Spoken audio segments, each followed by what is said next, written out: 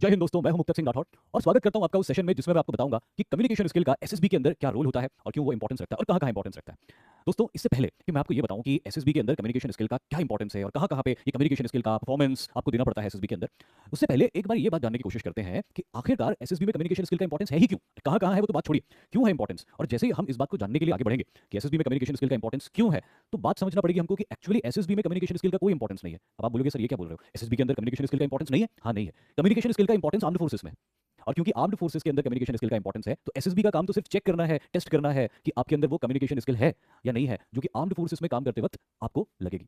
तो एसएसबी के अंदर कम्युनिकेशन स्किल का इंपॉर्टेंस नहीं है। पहली बात तो आप ये समझ लो, कम्युनिकेशन स्किल का इंपॉर्टेंस है आर्म्ड फोर्सेस के अंदर। तो पहली चीज मैं अपने स्टूडेंट्स को ये बताना चाहता हूं कि आप अपने कम्युनिकेशन स्किल को इसीलिए इंप्रूव मत करो कि कोई एसएसबी का टेस्ट आपको देना है और उस एसएसबी के टेस्ट में आपको पास होना है या रेकमेंड होना है। अपने अंदर अगर आपको कम्युनिकेशन स्किल डेवलप करना है तो इसीलिए करो ताकि आप जिस दिन आर्म्ड फोर्सेस के अंदर एक ऑफिसर बनो तो एक अच्छे ऑफिसर बनो। आपके जवान जो आपके अंडर में सर्व करें, आपके ऊपर गर्व करें, आपके ऊपर भरोसा करें, आपकी बातों को ठीक से समझें। हो सकता है, पॉसिबल है, नैरो चांसेस है कि शायद आपका कम्युनिकेशन उतना अच्छा ना हो और शायद दूसरे कुछ और गुण हो या किसी तरह उस दिन आप अच्छा परफॉर्मेंस कर लो और एसएसबी रेकमेंड हो जाओ अच्छे कम्युनिकेशन नहीं होने के बावजूद भी। लेकिन दोस्तों फिर सोचो कि जब आप ऑफिसर बनोगे आर्म्ड फोर्सेस में एक बुरे कम्युनिकेशन के साथ में, तो फिर उसके बाद की लाइफ अच्छी नहीं होगी। उसके बाद बहुत सारे फेलियर्स आपके सामने आएंगे और आर्म्ड फोर्सेस में फेलियर्स कॉफिन्स में आते हैं। तो इसीलिए मैं ये कहना चाहता हूं आपको कि अगर आपने आर्म्ड फोर्सेस ज्वाइन करने का सपना देखा है, तो उस सपने के प्रति ईमानदार रहो और अपने अंदर जो भी गुण आप विकसित करते हो, चाहे वो कम्युनिकेशन स्किल का हो या कोई और गुण हो, वो इसीलिए विकसित करो कि आप अपने देश की सेवा करना चाहते हो उस गुण के द्वारा, ना कि उस गुण को इसीलिए विकसित करो क्योंकि आपको एग्जाम निकालना चाहते हो। तो अपना लक्ष्य ऊंचा रखो, सबसे पहली चीज तो ये। और यही मैं आपको बताना चाह रहा हूं कि एसएसबी में कम्युनिकेशन स्किल का कोई इंपॉर्टेंस नहीं है। वो तो सिर्फ वही चेक कर रहे हैं जिसका इंपॉर्टेंस आर्म्ड फोर्सेस में है। आर्म्ड फोर्सेस में कम्युनिकेशन स्किल का इंपॉर्टेंस क्यों है उसके बारे में भी हम बात करेंगे। और जैसा कि इस वीडियो का टाइटल देख के आप आए थे कि एसएसबी में कम्युनिकेशन स्किल का क्या इंपॉर्टेंस है, कहां-कहां पे उसको प्रदर्शित करना पड़ता है आपको, वो भी मैं आपको इस वीडियो में बताऊंगा। लेकिन उससे पहले एक बार मैं आपको बता देता हूं कि कम्युनिकेशन स्किल आखिर होता क्या है, व्हाट इज कम्युनिकेशन स्किल। देखिए, कम्युनिकेशन जब भी दो लोगों के या दो से ज्यादा लोगों के बीच में विचारों का, थॉट्स का आदान-प्रदान होता है तो उसको हम कम्युनिकेशन बोलते हैं। Simple as that. तो जब भी कोई इंसान अपनी बात को इफेक्टिवली सामने वाले के सामने रखता है, जब भी कोई इंसान, एक इंडिविजुअल अपनी बात को दूसरे इंडिविजुअल या बहुत सारे इंडिविजुअल्स के सामने रखता है उस तरह से कि उस एक इंडिविजुअल को या उन सारे इंडिविजुअल्स को वो बात पूरी तरह से समझ में आती है, इसी को कम्युनिकेशन स्किल बोलते हैं। आपके मन में कोई बात थी और जिस भावना के साथ वो बात आपके मन में थी, उसी भावना के साथ आपने उस बात को सभी लोगों को समझा दिया, यही कम्युनिकेशन है। कम्युनिकेशन स्किल कोई रॉकेट साइंस नहीं है। जितने भी हमारे ऐसे स्टूडेंट्स हैं जो सिलेक्ट हो गए, एसएसबी में रेकमेंड हो गए, जब मैं उनको देखता हूं और बहुत सारे ऐसे स्टूडेंट्स को देखता हूं जो रेकमेंड नहीं हो पाए या जो सिलेक्ट नहीं हो पाए, तो मुझे उनके कम्युनिकेशन में कोई बहुत ज्यादा फर्क नहीं दिखता है। हाँ, ऑड वंस होते हैं कि कोई ऐसा सिलेक्टेड पर्सन होता है जो एक्स्ट्रा ऑर्डिनरी कम्युनिकेशन स्किल का मालिक होता है, या ऑड वन कोई ऐसा अनसिलेक्टेड स्टूडेंट होता है जिसकी कम्युनिकेशन स्किल बहुत ही ज्यादा खराब थी। लेकिन फिर भी ऑन एन एवरेज सिलेक्ट होने वाले या डी सिलेक्ट होने वाले स्टूडेंट्स के कम्युनिकेशन में बहुत बड़ा गैप नहीं होता। जो गैप होता है वो गैप ज्यादातर कॉन्फिडेंस में होता है और दूसरा कि अपनी बात को कितने कम वर्ड्स में वो समझा सकते हैं उसमें होता है। ये दो इंपॉर्टेंट बातें होती है। तो कम्युनिकेशन स्किल वो चीज होती है जब आप अपनी बात को कम से कम वर्ड्स में ज्यादा से ज्यादा अच्छे तरीके से लोगों को समझा सकते हो। अब कम्युनिकेशन स्किल के बारे में थोड़ा और जाने तो दो बातें और पता चलती है कम्युनिकेशन स्किल के बारे में जो आपको पता होनी चाहिए, इसलिए मैं आपको बता रहा हूं। वैसे आज के इस वीडियो में मैं आपको लेक्चर ही दूंगा, मैं आपको कुछ भी नोट नहीं करवाऊंगा क्योंकि मैं आज आपको सिर्फ कुछ बातें बताना और समझाना चाहता हूं। आने वाले लेक्चर्स में मैं आपको ये भी बताऊंगा कि आपको कम्युनिकेशन स्किल्स को इंप्रूव करने के लिए किस तरह की प्रैक्टिस करनी होगी, लेकिन वो सब कुछ मैं आज नहीं बताऊंगा क्योंकि आज मैं सिर्फ इंट्रोडक्शन दे रहा हूं। तो आज सिर्फ इस लेक्चर को आप देखिए, सुनिए और बात को समझिए। तो अब कम्युनिकेशन स्किल क्या होता है ये बात आपको पता चल गई। अब कम्युनिकेशन स्किल दो तरह का होता है। अब ये दो तरह का कम्युनिकेशन स्किल जो होता है इसको कहते हैं वर्बल और नॉन वर्बल। आपने भी स्कूल्स में पढ़ा होगा, कोई ना कोई सब्जेक्ट होता है कम्युनिकेशन स्किल कहीं ना कहीं किसी न किसी स्टैंडर्ड में, जिसमें स्टूडेंट्स पढ़ते हैं उसको, उस समझ का इंपॉर्टेंस नहीं समझते, फिर पता चलता है कि ऐसी चीजें बड़ी इंपॉर्टेंट थी। हालांकि एसएसबी के अंदर आपको कोई सवाल नहीं पूछने वाला कि कम्युनिकेशन स्किल की डेफिनेशन बताइए या कम्युनिकेशन स्किल कितने पार्ट्स में डिवाइडेड होता है ये बताइए। लेकिन क्योंकि मैं वीडियो बना रहा हूं कम्युनिकेशन स्किल के बारे में पहली बार बात कर रहा हूं, तो मेरा फर्ज बनता है कि मैं बेसिक आइडिया दे दूं आपको कम्युनिकेशन स्किल का। तो कम्युनिकेशन स्किल्स दो पार्ट्स में डिवाइडेड होती है। एक होती है वर्बल जो मौखिक होती है और दूसरी होती है नॉन वर्बल जो सांकेतिक होती है। तो एक तो मौखिक होती है, वर्बल कम्युनिकेशन होती है, जिसमें जैसे मैं बात कर रहा हूं आपसे या आप मुझसे जब मिलोगे तो आप मुझसे बात करोगे, तो आप अपनी बातों को किस तरह से रखते हो, कैसे शब्दों का चुनाव करते हो, किस तरह से अपने वॉइस का मॉड्यूलेशन करते हो। वॉइस का मॉड्यूलेशन का मतलब ये होता है कि जिस तरह की आप बात कर रहे हो उस तरह के भावों को लाकर बात की जाए। जैसे मैंने अभी लास्ट लाइन बोली कि उस तरह के भावों को लाकर बात की जाए। क्यों? क्योंकि मैं भाव के ऊपर एम्फसाइज कर रहा था, तो मैंने उसके ऊपर जोर देके बोला। तो इसको बोलते हैं वॉइस मॉड्यूलेशन। तो किस तरह के वॉइस मॉड्यूलेशन को आप यूज कर रहे हो, किस तरह की वोकैबुलरी आप यूज कर रहे हो, जो बात आप बोल रहे हो जिस भी लैंग्वेज में, क्या ग्रामेटिकली सही बोल रहे हो, ये सारा पार्ट जो आता है आपका वर्बल कम्युनिकेशन का आता है। वही जो सांकेतिक या नॉन वर्बल कम्युनिकेशन होता है उसमें आती है आपकी बॉडी लैंग्वेज।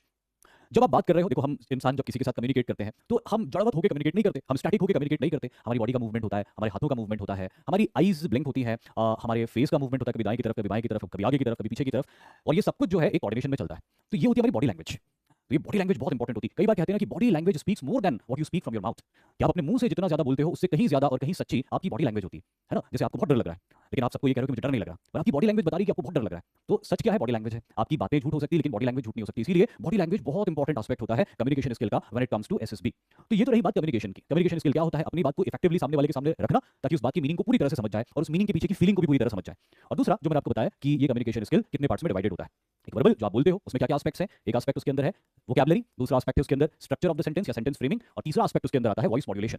और फिर जो नॉन वर्बल कम्युनिकेशन होता है, जो सांकेतिक होता है, उसमें मैंने क्या बताया था, याद रखिएगा, आपकी बॉडी लैंग्वेज, प्राइमरीली आपकी बॉडी लैंग्वेज, जिसमें आपका आई कांटेक्ट भी शामिल है, आपके हाथों के मूवमेंट और जेस्चर्स भी शामिल है, और आपकी बॉडी का पोस्चर भी उसके अंदर शामिल है। तो ये सारी चीजें मिलकर किसी कम्युनिकेशन को अच्छा या बुरा भी बना सकती है। तो यही वो एस्पेक्ट्स हैं जिसके ऊपर आपको वर्क करना है, और इन्हीं एस्पेक्ट्स के ऊपर वर्क करने के बाद में आपका कम्युनिकेशन स्किल इंप्रूव होगा। अब जैसे कि मैंने आपको बताया कि इसको इंप्रूव कैसे करना, बेहतर कैसे बनाना, इसके बारे में मैं आने वाले लेक्चर्स में वीडियो बना के आपको दिखाऊंगा, आपको बताऊंगा, आपको उनके ऊपर प्रैक्टिस करनी है। थोड़ा बहुत आज भी बता दूंगा, लेकिन डिटेल से बाद में बताऊंगा। बट जैसे कि आज की वीडियो का टाइटल था, जिसको देख के आप यहाँ पे आए हो कि एसएसबी के अंदर कम्युनिकेशन स्किल का क्या इंपॉर्टेंस होता है, तो उसके बारे में बात कर लेते हैं। अब एक बात तो मैं आपको बता दी, जो आपको याद रखना है कि एसएसबी के लिए कम्युनिकेशन स्किल्स नहीं है, कम्युनिकेशन स्किल्स आर्म्ड फोर्सेस में काम करने के लिए। क्योंकि जब आप आर्म्ड फोर्सेस के अंदर काम करते हो तो वहां पे आपकी कम्युनिकेशन स्किल की जरूरत कदम कदम पे होती है। सबसे पहली जरूरत होती है कम्युनिकेशन स्किल की, क्योंकि आप एनडीए या सीडीएस जैसी एग्जाम्स के थ्रू आर्म्ड फोर्सेस में एंटर करना चाह रहे हो, जो ऑफिसर एंट्रीज होती है, ट्रेनिंग होने के बाद में आप अफसर बनोगे। तो जब आप अफसर बनोगे तो सबसे पहली रिक्वायरमेंट आपको कम्युनिकेशन स्किल की ये होने वाली है कि आपको अपने जवानों को, अपने ट्रूप्स को कमांड करना पड़ेगा, अपने ट्रूप्स को ऑर्डर्स देने पड़ेंगे। तो यहाँ पे अगर आपकी कम्युनिकेशन स्किल्स कमजोर है, आपकी कम्युनिकेशन स्किल अच्छी नहीं है, इफेक्टिव नहीं है, तो उससे बहुत बुरा इंप्रेशन पड़ेगा। बात सिर्फ बुरे इंप्रेशन की नहीं है, यहाँ पे जरूरत की बात है कि अगर मैं एक ऑफिसर हूँ, आप मेरे मेन हो, जवान हो, और अगर मैं आपको ठीक से कमांड नहीं कर पा रहा हूँ, आपको ठीक से इंस्ट्रक्शंस नहीं दे पा रहा हूँ प्रभावी तरीके से, तो आप मेरी बात ही नहीं समझ पाओगे। और अगर आप मेरी बात समझ नहीं पाओगे तो जो मैंने कहा है उसको पूरा कैसे कर पाओगे? और अगर मेरे कहे हुए को आप पूरा नहीं कर पाओगे तो टास्क पूरा नहीं होगा, टास्क पूरा नहीं होगा तो फेलियर्स मिलेंगे। तो उन फेलियर्स को अवॉइड करने के लिए एक ऑफिसर का कम्युनिकेशन बहुत अच्छा होना चाहिए, तभी वो एक अच्छा ऑफिसर बन सकता है, तभी वो अपने जवानों को ठीक से कमांड कर सकता है। दूसरा, आर्म्ड फोर्सेस के अंदर एक ऐसा सिस्टम चलता है कि ऑफिसर्स लगातार अपने आप को अपग्रेड करते रहते हैं। ऑफिसर्स लगातार अपने आप को क्या करते रहते हैं? अपग्रेड करते रहते हैं। वो कुछ ना कुछ पढ़ते रहते हैं, कोई नया कोर्स करते रहते हैं, जिससे कि वो अपने ऑर्गेनाइजेशन के लिए एक वैल्यूएबल एसेट बने रहे और बदलते वक्त के साथ में बदलते रहें, अपने काम को ठीक से अंजाम देने के लिए, अपने टास्क्स को ठीक से पूरा करने के लिए, या आने वाली चुनौतियों का ठीक से सामना करने के लिए। तो ये जो अपग्रेडेशन होता है, कोई ऑफिसर जब नए नए कोर्स करते हैं या अपग्रेड करते हैं अपने आप को, तो उस प्रोसेस में कम्युनिकेशन का बहुत इंपॉर्टेंस होता है, क्योंकि उनको पढ़ाई करनी पड़ती है। अब कम्युनिकेशन में अगर वो अच्छे हैं तो पढ़ाई से संबंधित कोई भी वो काम करेंगे तो उस काम को भी वो बेहतर तरीके से अंजाम दे पाएंगे। नंबर 3, आर्म्ड फोर्सेस के अंदर हम देखते हैं, आप भी करंट अफेयर्स के अंदर इस बात को पढ़ते होंगे कि जॉइंट एक्सरसाइजेस बहुत ज्यादा होती है। कभी जापान के साथ हो रही, कभी यूनाइटेड स्टेट्स ऑफ अमेरिका के साथ हो रही, कभी सऊदी अरेबिया के साथ हो रही, कभी श्रीलंका के साथ हो रही। बहुत सारे हमारे ऐसे फ्रेंडली कंट्रीज हैं, फ्रेंडली एलाइज हैं, जिनके साथ हम लगातार मिलिट्री ट्रेनिंग करते रहते हैं। और ये बहुत इंपॉर्टेंट होता है, क्योंकि पूरी दुनिया के अंदर किस तरह के डेवलपमेंट्स हो रहे हैं, कौन कौन सी आर्म्ड फोर्सेस किस किस तरह के इनोवेशंस कर रही है, ये हमें सीखना चाहिए। कोई ना कोई, हर आर्मी कुछ ना कुछ, हर आर्मी, हर नेवी, हर एयरफोर्स कुछ ना कुछ ऐसा कर रही है जिससे हम सीख सकते हैं। और इसीलिए उनके साथ जॉइंट एक्सरसाइजेस होती है कि हमारी तरह के विचारधारा वाले लोग, कभी हमको मिलकर साथ में किसी कॉमन एनिमी के अगेंस्ट लड़ना पड़ा तो हमारे बीच में कोऑर्डिनेशन अच्छा होना चाहिए। और इस कोऑर्डिनेशन को अच्छा बनाने के लिए ये जरूरी होता है कि आप उनके साथ प्रैक्टिस करते रहो, उनके साथ प्रैक्टिस सेशंस करते हो। अब यहाँ पे कम्युनिकेशन स्किल का बहुत इंपॉर्टेंस हो जाता है, क्योंकि जब आप किसी फॉरेन नेशनल के साथ में इंटरेक्ट करते हो तो मीडियम ऑफ लैंग्वेज आपकी इंग्लिश होती है। अगर जापानीज आर्मी के साथ में आप ट्रेनिंग कर रहे हो, जापानीज नेवी के साथ में आप ट्रेनिंग कर रहे हो, तो ऑब्वियसली आप जापानीज नहीं सीख सकते इतने कम वक्त में, वो हिंदी नहीं सीख सकते इतने कम वक्त में। तो इंग्लिश ही एक ऐसी लैंग्वेज होती है जो दोनों थोड़ी थोड़ी जानते हैं, और इंडियन आर्म फोर्सेस वाले तो बहुत अच्छे से इंग्लिश जानते समझते हैं, बोलते हैं। तो वो एक मीडियम बन जाता है कम्युनिकेशन का। तो इसीलिए इंग्लिश का भी इंपॉर्टेंस है। हालांकि ये वीडियो में ये नहीं बताने के लिए, ये बताने के लिए नहीं बना रहा हूँ कि इंग्लिश का क्या इंपॉर्टेंस है, वो एक अलग एस्पेक्ट है अपने आप में, बट मैंने यहाँ पे समझा दिया कि क्यों इंपॉर्टेंट है वो। तो एक तो ये इंपॉर्टेंस है कि हम दूसरे कंट्रीज के साथ में जब मिलिट्री एक्सरसाइजेस करते हैं तो कोऑर्डिनेशन उनके साथ हमारा अच्छा होना चाहिए, और कोऑर्डिनेशन अच्छा होने के लिए सबसे पहली चीज होती है कम्युनिकेशन। तो अगर मेरा या आपका कम्युनिकेशन एक ऑफिसर के तौर पे अच्छा है, तो आप किसी दूसरे देश की सेना के साथ बेहतर और जल्दी समन्वय स्थापित कर पाओगे, कोऑर्डिनेशन सेटअप कर पाओगे, वो एक्सरसाइज अच्छे से होगी। जो सीखने के लिए आप गए थे वो आप सीख पाओगे, जो सिखाने के लिए आप गए थे वो आप सिखा पाओगे, आपका टास्क पूरा हो जाएगा। और अगला पॉइंट ये है कि बात सिर्फ दूसरे देशों के साथ मिलिट्री एक्सरसाइज की नहीं है, बात यहाँ पे ये भी है कि जब अपने ही आर्मी के साथ, अपने ही जवानों के साथ, अपने ही साथियों के साथ में कोई मिलिट्री एक्सरसाइज करते हैं तो वहां पे भी कम्युनिकेशन का बहुत ज्यादा इंपॉर्टेंस होता है। एक ऑफिसर अगर अच्छे से कमांड करता है तो सिर्फ बात इतनी नहीं है कि लड़ाई से पहले उसने प्लान को समझाया, ये तो है इंपॉर्टेंस कि अगर किसी ऑफिसर का कम्युनिकेशन अच्छा नहीं है तो वो कोई प्लान समझा रहा होगा अपने जवानों को लड़ाई पे जाने से पहले, तो वो ठीक से नहीं समझा पाएगा, तो वो बात समझ में नहीं आएगी उनको, जो मैंने आपको पहले बताया। लेकिन यहाँ पे कम्युनिकेशन का एक और इंपॉर्टेंस ये भी होता है कि वो अपने जवानों को मोटिवेट करे। कम्युनिकेशन स्किल अगर आपका अच्छा होता है तो आप किसी इंसान को, जो इंसान डरा हुआ है या जिसमें आत्मविश्वास की कमी है, अपने कम्युनिकेशन के द्वारा उसको चार्ज अप कर सकते हो, उसको जोश में लेके आ सकते हो, उसके अंदर पॉजिटिविटी भर सकते हो। कम्युनिकेशन के अंदर वो जादू होता है, साउंड के अंदर अपने आप में एक मैजिक तो होता ही है, और अगर वो साउंड जो आपके कानों में आ रही है बहुत प्रभावी तरीके से आती है, वोकैबुलरी बहुत अच्छी होती है, सेंटेंस फ्रेमिंग बहुत अच्छा होता है, वॉइस मॉड्यूलेशन बहुत अच्छा होता है, और जिसको हम कहते हैं बॉडी लैंग्वेज बहुत अच्छी होती है, तो देखने सुनने वाला मंत्रमुग्ध हो जाता है, और वो मंत्रमुग्ध होकर आपकी कही हुई बातों को अक्षरशः फॉलो करता है, वर्ड टू वर्ड फॉलो करता है। यही तो चाहिए आर्म्ड फोर्सेस के ऑफिसर से, और इसीलिए आर्म्ड फोर्सेस के ऑफिसर की कम्युनिकेशन स्किल्स बहुत अच्छी होनी चाहिए। तो ये सारे प्रमुख कारण है कि युद्ध भूमि के अंदर कम्युनिकेशन स्किल मृत्यु और जीवन के बीच में डिफरेंस क्रिएट कर सकता है। हार और जीत तो फिर भी छोटी चीज है, मृत्यु और जीवन के बीच में कम्युनिकेशन स्किल डिफरेंस क्रिएट कर सकता है युद्ध के अंदर। एक अधिकारी जिसके उच्चारण सही हो, जिसका प्रोनाउंसिएशन सही हो, वो एक शब्द को सही तरीके से बोलेगा, और जब वो एक शब्द को सही तरीके से बोलेगा तो उसका सही मैसेज अपने जवानों को पास होगा। लेकिन अगर वो किसी शब्द का उच्चारण गलत तरीके से कर देता है तो उसके जवानों को जो मैसेज मिलेगा वो उसका अर्थ कुछ और निकल सकते हैं, और अगर उन्होंने कुछ और अर्थ निकाल के कोई और प्लान कर दिया, कोई और एक्शन कर दिया, तो उनकी हार जीत, जीवन मृत्यु के बीच में डिफरेंस बन सकता है। समझ रहे हो आप बात को कि क्यों इंपॉर्टेंस है? और देखो, युद्ध भूमि ऐसी जगह होती है where there is no margin for error, वहां पे आप किसी तरह की कोई गलती नहीं कर सकते। अगर आपने वहां पे कोई तरह की गलती करी, तो मैंने कहा ना कि आर्म्ड फोर्सेस की गलतियां जो होती है ताबूतों में पैक होकर आती, कोई अपना जीवन खो देता है। किसी और वॉक ऑफ लाइफ के अंदर, शायद पुलिस फोर्सेस या पैरामिलिट्री फोर्सेस को हम छोड़ दें, तो बाकी वॉक्स ऑफ लाइफ के अंदर ऐसा नहीं होता। आप गलती करते हो और उसको सुधारने के लिए आपको एक मौका और मिल जाता है, लेकिन आर्म्ड फोर्सेस में ऐसा नहीं होता है। शायद आपकी गलती से किसी और की जान चली जाए, आप बच भी जाओ अगर, तो किसी और की जान जा सकती है, और उसकी जान भी उतनी वैल्यूएबल है जितनी कि आपकी है। इसीलिए एक ऑफिसर के कंधे पे उसकी पूरी यूनिट या जितने भी मैंने उसको कमांड करने के लिए मिले उन सबकी जान की जिम्मेदारी होती है। और इसलिए बहुत जरूरी होता है कि युद्ध के समय जब बहुत टेंशन होता है, बहुत chaotic सिचुएशन होती है, जब किसी को कुछ समझ में नहीं आता है, तो ये अधिकारी होता है जिसका काम होता है अपने जवानों को ये बताना कि अब तुम्हें क्या करना है। और ये बताना बहुत इंपॉर्टेंट होता है कि वो किस तरह से बताया जा रहा है। अगर वो सही तरीके से बताया जा रहा है तो जीत हासिल होगी, गलत तरीके से बताया गया तो हार तो मिलेगी मिलेगी, जान भी जा सकती है। तो अब आप समझ गए कि कम्युनिकेशन स्किल सिर्फ एसएसबी क्लियर करने के लिए या एसएसबी रेकमेंड करने के लिए नहीं है। कम्युनिकेशन स्किल का इंपॉर्टेंस इतना ज्यादा है कि आपकी जीवन और मृत्यु के बीच में एक बहुत बड़ा फर्क क्रिएट कर सकता है। तो कम्युनिकेशन स्किल को जब आप अपने अंदर इंप्रूव करने के लिए प्रैक्टिस करो तो ये सोच के मत करना कि मेरे को एसएसबी क्लियर करनी है, एसएसबी में रेकमेंड होना है। ये सोच के करना कि जिस दिन मैं अपने जवानों को कमांड करूंगा उस दिन उनकी जान भी बचा के रखूंगा, अपनी जान भी बचा के रखूंगा और खुद को दिए गए टास्क को 100% एक्यूरेसी के साथ में सक्सेसफुली पूरा करूंगा। इस उद्देश्य के साथ मैं अपने कम्युनिकेशन स्किल को इंप्रूव करने की कोशिश करना। एसएसबी निकालने का छोटा लक्ष्य मत रखना। जब लक्ष्य बड़ा रखोगे तो अपने आप एसएसबी में रेकमेंड हो जाओगे, पता भी नहीं चलेगा। तो चलिए, ये तो रही बात, ये तो रहा लेक्चर जो मैंने आपको दे दिया, पर उम्मीद है कि मेरी बात आपको समझ में आई होगी कि मैं कहना क्या चाहता था। अब बात करते हैं कि एसएसबी के अंदर कहां-कहां पे आपको कम्युनिकेशन स्किल का महत्व आता है या कहां-कहां पे आपको कम्युनिकेशन स्किल से वास्ता पड़ता है, कहां-कहां पे आपको अपनी कम्युनिकेशन स्किल को शोकेस करना पड़ता है। बहुत देर से आप मेरे पीछे 4 फोटोग्राफ्स देख रहे हो। यही 4 फोटोग्राफ्स हैं जहां पे आपको अपनी कम्युनिकेशन स्किल को प्राइमरीली शोकेस करना पड़ता है। एक बार चारों फोटोग्राफ को देख लेते हैं और समझ लेते हैं चारों फोटोग्राफ्स के अंदर एसएसबी एस्पायरेंट्स क्या कर रहे हैं। तो पहला फोटोग्राफ जो आपको दिखाई दे रहा है उसमें ये सारे एस्पायरेंट्स बैठे हुए हैं और ग्रुप डिस्कशन कर रहे हैं। यहाँ पे दूसरा फोटोग्राफ जो आपको दिखाई दे रहा है, यहाँ पे एक ग्रुप प्लानिंग एक्सरसाइज वाला सीन है जहाँ पे एसेसिंग ऑफिसर ने स्टूडेंट्स को या एस्पायरेंट्स को कोई सिचुएशन देके रखी हुई है और अब इन स्टूडेंट्स के सामने चैलेंज है कि उस टफ सिचुएशन से अपने ग्रुप को कैसे निकाल के लेके आना है। तीसरा यहाँ पे आपको फोटोग्राफ दिखाई दे रहा है जिसमें एक इंडिविजुअल एस्पायरेंट बैठा हुआ है, सामने एक इंटरव्यूइंग ऑफिसर है और वो इंटरव्यूइंग ऑफिसर उनसे वन ऑन वन बात करते हुए उनका पर्सनल इंटरव्यू जिसको आप लोग पीआई बोलते हो वो ले रहे हैं। और यहाँ पे अगेन आपको एक ग्रुप डिस्कशन की सिचुएशन या सीन दिखाई दे रहा है जहाँ पे किसी टॉपिक के ऊपर कुछ स्टूडेंट्स डिस्कशन कर रहे हैं और एक ऑफिसर उनको असेस कर रहे हैं। प्राइमरीली ये वो 4 जगह होती है जहाँ पे आपके कम्युनिकेशन स्किल को शोकेस करने का आपको मैक्सिमम स्कोप होता है। मैं ये नहीं कहूंगा कि बाकी जगह आपके कम्युनिकेशन का इंपॉर्टेंस नहीं होता है। कम्युनिकेशन का इंपॉर्टेंस तो कदम कदम पे। जैसे ही आप एक बात मान लो कि जैसे ही आप एसएसबी के गेट में अंदर होते हो, जो भी बोर्ड आपका है जहाँ पे भी आपका एसएसबी आया है, जैसे ही आप गेट से अंदर घुसते हो ना, आपका असेसमेंट वहीं से शुरू है। घुसते से ही आपको नहीं पता नहीं कौन सी नजर आपको कहां से देख रही है, बट आपका असेसमेंट शुरू हो जाता है। तो आप ये मानो कि आप अपने अंदर ऐसी हैबिट्स इनकलकेट करो। मैं ये नहीं कहूंगा आपको कि देखो जब एसएसबी के अंदर चले जाओ तो बहुत अच्छे से रहना, बहुत डिसिप्लिन में रहना, ऐसा मत करना वैसा मत करना, नहीं। I will never ask you to fake yourself. मैं ये चाहूंगा कि अपने अंदर ऐसी हैबिट्स डेवलप करो, ऐसी आदतें डेवलप करो कि वो जो जिसको हम डिसिप्लिन बोलते हैं ना, वो आपके स्वभाव का हिस्सा बन जाए और तब आपको कुछ करना नहीं पड़ेगा, क्योंकि जो कुछ भी आप करोगे वो सही ही होगा अगर आप डिसिप्लिन को अपने स्वभाव का हिस्सा बना लेते हो। उसको फेक नहीं करना, आपको किसी को शो नहीं करना कि मैं डिसिप्लिन हूं। आप डिसिप्लिन रहोगे तो इसमें आपका फायदा होगा। आप अगर झूठा डिसिप्लिन शो करके एसएसबी रेकमेंड भी हो गए, पहली बात तो हो नहीं सकते, बट अगर झूठा डिसिप्लिन शो करके आप एसएसबी रेकमेंड हो भी गए तो भी जब आर्म्ड फोर्सेस के अंदर chaotic सिचुएशन आएगी, जब वॉर की सिनेरियो होगा, तो आप एक्चुअली डिसिप्लिन तो थे नहीं, अब फेक करके आप चले तो गए वहां तक, पर आप वहां पे सक्सेसफुल नहीं हो पाओगे जिस दिन डिसिप्लिन की रिक्वायरमेंट होगी आपको। इसीलिए एसएसबी क्लियर करने को लक्ष्य मत मानो। आर्म्ड फोर्सेस में क्या क्या जरूरत पड़ेगी उन क्वालिटीज को अपने अंदर डेवलप करो। डिसिप्लिन, तो जब आप डिसिप्लिन को अपने अंदर इनकलकेट करोगे तो बाकी चीजें अपने आप अपनी जगह पे सही तरीके से आती जाएगी। डिसिप्लिन बहुत बेसिक क्वालिटी है, अगर ये सही हो जाता है तो बाकी बहुत सारी चीजें सही हो जाती है। तो ये चौथा सीन है जहां पे कुछ ग्रुप डिस्कशन चल रहा है, ऑफिसर एसेस कर रहे हैं। तो मैं ये कह रहा था आपको कि कम्युनिकेशन का इंपॉर्टेंस इन 4 जगहों पे है ही, लेकिन उसके अलावा भी जहां जैसे आप सिचुएशन रिएक्शन टेस्ट में बैठे हो या पीपीटी पिक्चर परसेप्शन टेस्ट है, आपका स्टोरी लिख रहे हो, तो जो आप स्टोरी लिख रहे हो उसमें किस तरह के सेंटेंसेस को फ्रेम कर रहे हो, किस तरह की वोकैबुलरी यूज कर रहे हो, ये भी फर्क पड़ता है। इस बात से भी फर्क पड़ता है। यहाँ पे भी कम ही सही, यहाँ पे आपकी साइक को ज्यादा टेस्ट कर रहे हैं, लेकिन थोड़ा बहुत कम्युनिकेशन भी तो आपको दिखाई दे रहा है। कम्युनिकेशन सिर्फ ऐसा तो नहीं होता कि जो बोल रहे हो कम्युनिकेशन है, किसी को लिख के भी तो दे रहे हो जो आप वो भी कम्युनिकेशन है ना। तो वहां पे भी आपका जो लिखने का तरीका है भाई, सेंटेंस आप सही तरीके से फ्रेम कर रहे हो या नहीं कर रहे हो, कहीं ऐसा तो नहीं कि आपकी स्टोरी वगैरह तो ठीक थी लेकिन ग्रामेटिकल एरर बहुत थे या वोकैबुलरी आपकी बहुत ही कमजोर थी। तो वहां पे भी इस चीज का ध्यान रखना चाहिए हमको कि कम्युनिकेशन का यहाँ पे भी एस्पेक्ट देखा जाता है। और बाकी जो 4 जगह मैंने आपको बताई एसएसबी के अंदर, यहाँ पे तो कम्युनिकेशन का बड़ा इंपॉर्टेंस होता है। पर्टिकुलरली जो मुझे लगता है वो है पर्सनल इंटरव्यू, क्योंकि ग्रुप डिस्कशन भी अगर कहीं हो रहा है या ग्रुप प्लानिंग एक्सरसाइजेस हो रही है तो आप अकेले नहीं हो वहां पे बोलने वाले, वहां पे आपके साथ बहुत सारे लोग हैं। कभी पर्सन ए बोल रहा है, कभी पर्सन बी बोल रहा है। बाय द टाइम आपको वक्त मिल जाता है सोचने का, अपने दिमाग में सेंटेंस फ्रेम करने का इंग्लिश लैंग्वेज में, और फिर सही मौका देखकर आप अपनी बात बोल लेते हो जो आपने सोची हुई होती है, जिसको सोचने का और सेंटेंस फ्रेम करने का आपको बहुत सारा वक्त मिला हुआ होता है। लेकिन ये इंटरव्यू जो होता है ना, इस इंटरव्यू के अंदर इंटरव्यूइंग ऑफिसर ने आपसे क्वेश्चन पूछा और इमीडिएटली आपको आंसर देना पड़ेगा।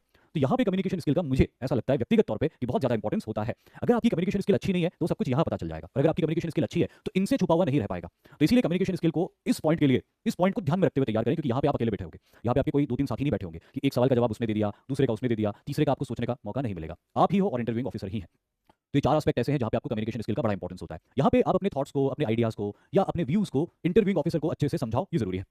और इंटरव्यूइंग ऑफिसर कई अच्छे कैंडिडेट्स जो बहुत अच्छे होते हैं, जिनका कम्युनिकेशन बहुत अच्छा होता है या रीजनेबली अच्छा होता है, उनको थोड़ा टफ सिचुएशंस में डालते हैं, थोड़ा अनकंफर्टेबल सिचुएशंस में डालते हैं और उनके रिस्पॉन्स को चेक करते हैं। और यहाँ पे भी आपका कम्युनिकेशन ही है जो कि आपको उस टफ सिचुएशन को ईजी बनाने में मदद करता है या अनकंफर्टेबल सिचुएशन को भी बियर करने में मदद करता है।